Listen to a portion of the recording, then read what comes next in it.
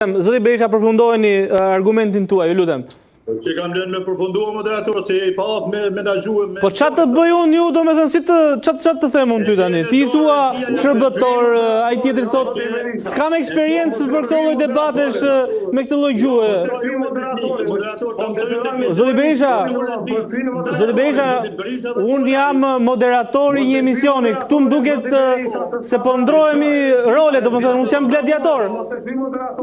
Ta mësoj unë mënyrë teknike, i thu regjist ndalja zonin.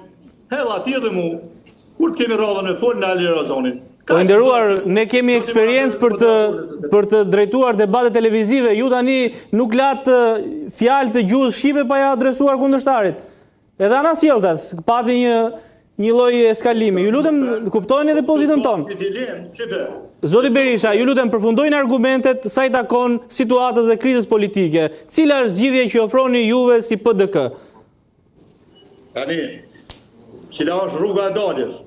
Unë shoh mundësi që kjo në aspektin teorik duket shumë e thjeshtë. Mirë, po kjo kërkon një vullnet politik, domethënë do të mos pari respektiv trendit kushtetues, me pastaj marrëveshje politike për funksionalizimin e institucioneve të shtetit në aspekt kushtetues dhe me u tërheq nga këto loja politike apo kalkulimet që pengojnë një vendimorje të përgjithshme.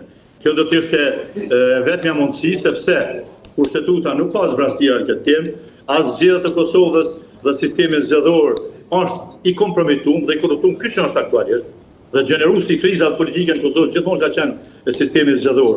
Mirë po, kur ka vullnet politik për të vendosur kompromis dhe për të krijuar funksionalitet shtetit, atëherë këtë e arrin lider politik. Historia politike e Kosovës deri më tash ka dëshmuar këtë. Kështu që fakti se kemi këtë krizë është tregues se nuk ka vullnet politik dhe përmes bllokimit institucional që gati po bën 2 vite, po mundohet të imponohen politikat dhe një tendencë e kapjes së të gjitha institucioneve, pra instalimi i një mendësie moniste që përshkon edhe filozofinë politike të kësaj strukture politike. Çka kemi tjetër? Çështja është tash pak më kritike. Në qoftë se përmbushet dogma serbe se shqiptarët s'mund të marrin shtet, duke e demonstruar këtë fundi jo funksionalitet, duke e humbur besimin qytetar në institucione, duke e përulur imazhin e shtetit Kosovës në botë. Atëherë ne rrezikojmë edhe ndërhyrje ndërkombëtare të cilën ne këtë prezencë kemi brenda. Në qoftë se ne sot e kemi zyrën ekonomikut nga veriu të transferuar në zyrën e kryeministit, kabinetin e kryeministit, mos harrojmë se në drejtën ndërkombëtare ka një institut që quhet Right to Protect, i cili këto shtete që krijuan me mbështetje ndërkombëtare nuk mund të funksionojnë në aspekt demokratik, atëherë rrezikojmë se të kemi edhe një right to protect në ndërhyrje të tillë.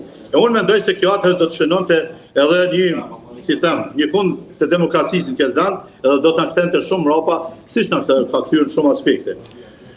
Opozita ka pas një rol kontribues, ka pas një rol ndoshta edhe kritik, mirë po përgjegjësia për zgjedhjen e zgjidhjet gjithmonë mbetet tek partia që ka shumicën apo që udhëhet qeverinë. Pra, nuk mundesh me kërku ti mo pe opozitës që me zhblloku procesin, kur vetë shumica e bllokon atë, se nuk ke forcë, nuk ke numrat e votave.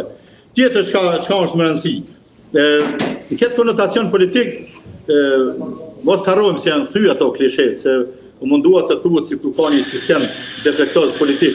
Sistemi shtetëror politik, aspektin kushtetues është në rregull.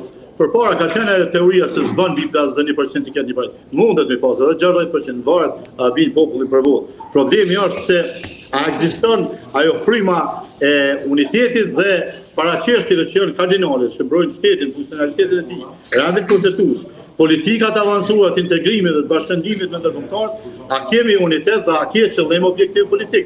E tani së sa këto e kemi, unë po shoh se pak ekziston. A ka rrezik për zgjedhjet e reja, unë mendoj se s'ka alternativë. A janë zgjidhje?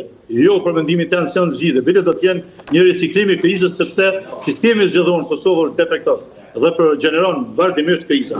Çështjet e funksionimit të shtetit dhe institucionet nuk guxojnë të mbeten më pronë e partive politike, as në kryqëzim e kon, po janë pronë vetë qytetarëve të Kosovës dhe duhet të funksionojnë në shërbim qytetarëve të Kosovës.